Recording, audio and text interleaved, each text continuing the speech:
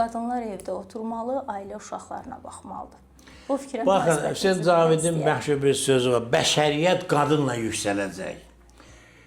Amerikada ordunun 60%, polisin 70%-i qadındır. Dövlət məmurlarının böyük hissəsi qadındır, kongres qadındır və Amerika dünyanın ən inkişaf etmiş ölkəsidir. Niyə bu belədir? Birincisi, qadın psixologiyası pasifistdir. Qadın müharibəyə meyilli deyil, cinayətkarlığa meyilli deyil, qadın zorakılığa meyilli deyil. Qadınların cəmiyyət həyatında iştirak edir. Deməli, cəmiyyətin özündə də bu zorakılığı və s. qalır. Birincisi bu. İkincisi, qadınlar nəhəng bir insanlıq deposudur. O depoda bir enerji, potensial var.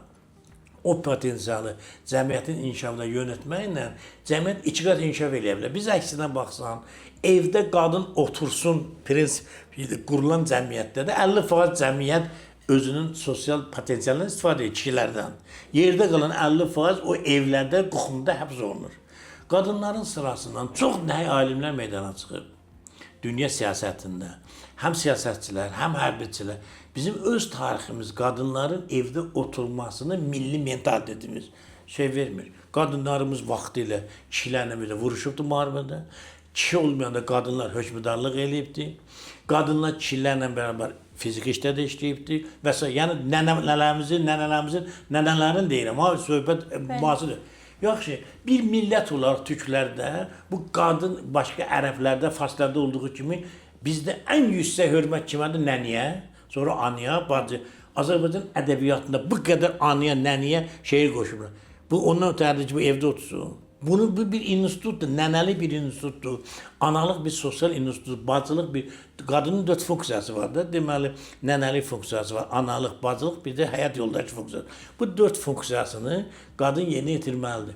Qadın həm də sosial varlıqdır. Sosial varlıq olduğuna görə cəmiyyət həyatında iştirak eləməlidir. Bizim öz tariximizdə, məsələn, Quba xanının bacısı Bikə xanım, görür ki, Ruslar hücum edib, Quba xanı da gedib ova. Özü kişi paltarı geyir, döyüşə başçılığı görəndə ki, onu tuturlar, özünü qaladan atır, dənizə boğulur. Və yaxud da, məsələn, götürək Cavad xanın həyat yoldaşı, Bəyim xanımı. Bəyim xanım görür ki, oğlu da ölüb, əri də ölüb, Ruslar bunların meyitlərini götürüb təhqir edəcəklər. Özü gülləni götürür, onların meyidini qorumaq üçün vuruşur, axırda özü öləndən sonra gəlir, götürürlər. Və yaxud da tariximizdə başqa, Ağa Məhəmməd Şah Qacarın anası Zeynəb xanım, qeyri-adidə gözəl bir qadın olub, qeyri-adidə savadlı bir qadın olub, qeyri-adidə cəsur bir qadın olub. Bu qadın əri öləndən sonra bu məmurların biri buna gözü düşüblər. Bu, həmin məmurun adamların göndərib, gedin onu tutun gətirəndə 20 nəfəri özü tək güllə ilə öldürübdür, yanındakı kişilər də qaçıb gizlənib. Sonra onlara deyib ki, bu kişili olsa da mətəq qoydu zeydi. Özü vuruşub, sonradan Ağa Məhəmməd Şah Qacarın hakimiyyətə gəlməsində o qadın müstəsna olunub. Yəni, mən sənə minlərlə Azərbaycan tarixində qadınlar göstərə bilərəm ki, ədəbiyyatımızda, məsələn, İmnisə Musabəyov var idi, Allah rəhmət eləsin. Bu qadın akademikidir, oftalmologu göz.